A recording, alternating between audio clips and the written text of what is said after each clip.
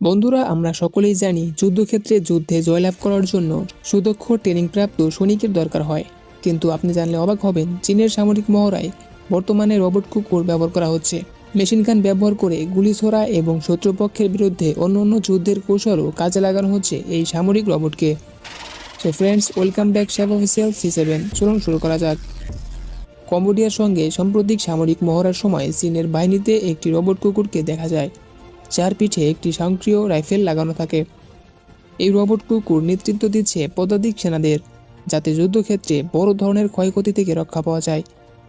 আশ্চর্যের বিষয় হলো, অস্ত্র কাঁধে নিয়ে এই রোবটকে পুরোপুরি যুদ্ধক্ষেত্রে সৈনিকদের মতো ব্যবহার করা যায়। এক জায়গা থেকে অন্য জায়গায় গিয়ে অবস্থান নিচ্ছে এই সামরিক রোবট। প্রয়োজন হলে মাটিতে শুয়ে এবং পেছন থেকে ফিরেও চলতে পারে রোবটটি। দূরবর্তী অবস্থান থেকেই রিমোটের সাহায্যে ও অন্যান্য আধুনিক প্রযুক্তি ব্যবহার করে এটি নিয়ন্ত্রণ করা যায়। গোল্ডেন ড্রাগন 2024 নামের এই সামরিক মহড়ার উদ্দেশ্য ছিল সব ধরনের রোবট এবং মানুষ ছাড়াই আকাশযান সহ আধুনিক প্রযুক্তি ব্যবহারের মাধ্যমে যুদ্ধক্ষেত্রে কলা কৌশল প্রয়োগের প্রস্তুতি নেওয়া। এই মহড়ার একটি ভিডিও চীনের রাষ্ট্রীয় প্রচার মাধ্যম CCTV প্রতিবেদন আকারে প্রকাশ করে। এতে দেখা যায় এই রোবটগুলো বিভিন্ন কাজের জন্য ব্যবহার করা হচ্ছে, যার মধ্যে রয়েছে পুনরুদ্ধার, লক্ষ্য শনাক্তকরণ এবং আক্রমণ পরিচালনার মতো কাজ। 15 কেজি ওজনের এই রোবট 2 থেকে 4 ঘন্টা পর্যন্ত একটানা কাজ করতে পারে। এ সময়ের দূরবর্তী কোনো যুদ্ধক্ষেত্রে সৈনিকদের রিয়েল টাইম ভিডিও পাঠাতে সক্ষম এই মেশিন। তাছাড়া সরাসরি সামনে থেকে যুদ্ধের নেতৃত্ব দেওয়া রোবটটি 50 কেজির মতো ওজন হবে, যা আরও বিশেষ বৈশিষ্ট্যপূর্ণ হয়ে থাকে। এছাড়াও ভিডিও শেষে আর্টিফিশিয়াল ইন্টেলিজেন্স AI ব্যবহার করে ড্রোনকে আকাশ থেকে গুলি করতেও দেখা যায়।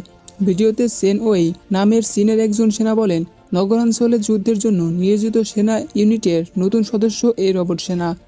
অনুসন্ধানের কাজ, শত্রুপক্ষের অবস্থান শনাক্ত এবং প্রতিপক্ষকে নিশানা করে আক্রমণ চালানোর কাজ করবে এগুলো। তবে সামরিক বাহিনীতে কুকুরের আদলে তৈরি রোবটের ব্যবহার এই প্রথম নয়।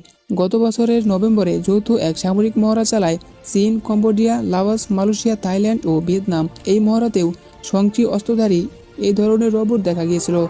তাছাড়া 2020 সালে যুক্তরাষ্ট্রের সামরিক বাহিনীতেও এই ধরনের রোবট দেখা যায়।